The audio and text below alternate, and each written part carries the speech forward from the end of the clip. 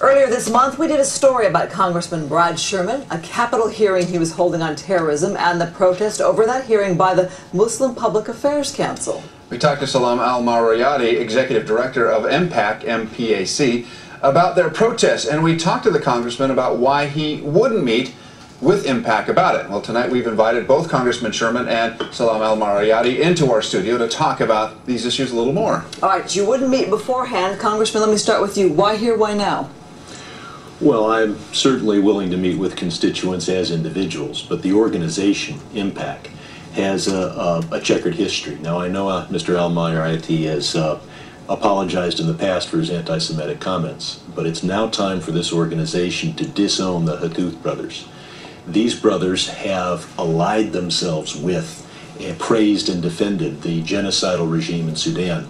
They've praised Hezbollah, a terrorist organization, and they draw their inspiration from the Muslim Brotherhood, which has been so essential in being the ideological fountain spring of so much of the extremist Islam that we see and the terrorists that we see.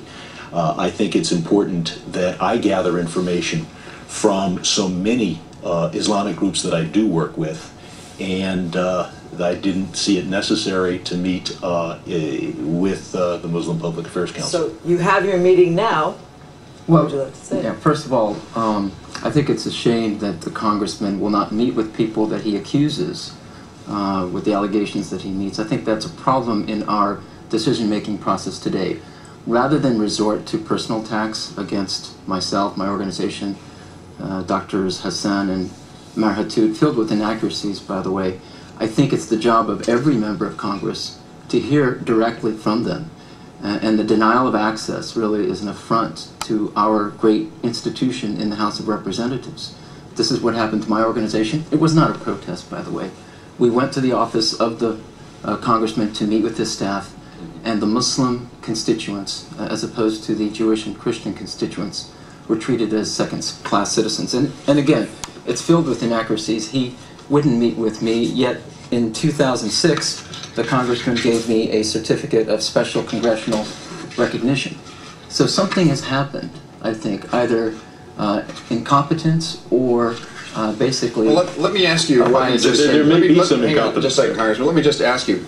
He's aligned you. He said that you failed to remove Hamas, Palestinian Islamic Jihad, and Hezbollah. You are lobbying to remove those groups from the terrorist watch group. That's another inaccuracy. Why is that an inaccuracy? Because we never have, number one. We are an American institution.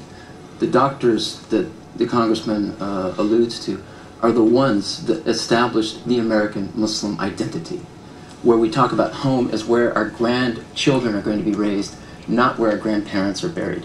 So if anything, they should be rewarded for that great contribution to the American mosaic of bringing Muslims Does that not satisfy you, Congressman? When these individuals ally themselves with the genocidal regime of Sudan, when they praise Hezbollah, when they call the death of our Marines in Lebanon, and I've got footnotes to support everything I say. The gentleman here can just pound the table and say, I'm inaccurate, I'm inaccurate. I can give you time, place, and the person who made the statement. You should meet with them. No, wait a second. I'm here now. We met with your representative in Washington, D.C. I've got 700,000 constituents, and I've spent more time with, or my staff has spent more time with your organization than the pro rata time I can spend with the other constituents. Okay, because we have limited time, let me ask you this. That the hearing has come and gone, that was the initial issue here. What is it you would like now? As you stated before, we want American Muslims to have a role in public policy making.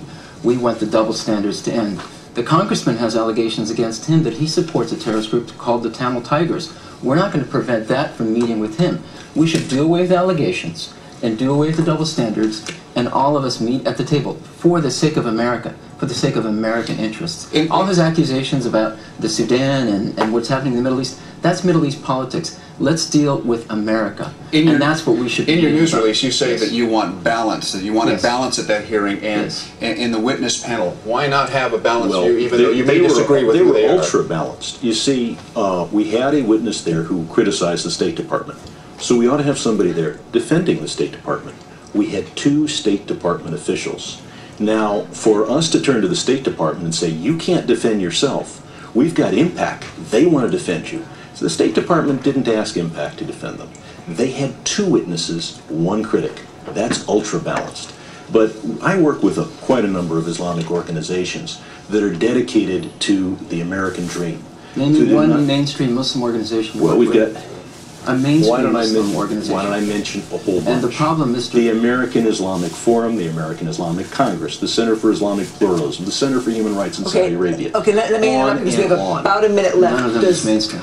Let me just say at the end here that we are willing to meet with the congressman and his office to get over the personal attacks and get on with the business of America. And I'd also like to offer to the congressman that he meet with Drs. Hassan and Marhatut, because he has a lot of inaccuracies in the way that he characterized them. And I think this character assassination of Muslim leaders is a major problem, because we are the ones that can partner with law enforcement to have an effective counterterrorism policy. I wouldn't meet with David Duke, and I'm not going to meet with the defenders and allies of the Sudanese genocidal regime until they renounce their comments. And with that, we are out of time. I think that's unfortunate. Is there any way that you would renounce any of that? We have renounced it. You can renounce it right now. We did. We renounce all the regimes that are genocidal. We renounce terrorism. But we also renounce Islamophobia. And when you have an Islamophobe in a congressional panel, what we're talking about is to balance it with somebody of an alternative viewpoint. All right. And that's the balance we need. You have not renounced the comments in favor of al-Tarari, the leader in Sudan who invited in bin Laden and waged that genocidal war. Gentlemen, unfortunately, this issue could be really worthy of many hours of discussion. Unfortunately, we are with limited time today. We thank you both for coming in. Thank you both for coming. And hope we've shed a little bit of light, and hopefully the conversation continues somewhere. And we thank you for your time. Even if it continues in the room next door right here. Thank you so much. Perhaps we can actually meet in the Congress. Right here. Thank you so much for being here. We have breaking news right now. Let's go up.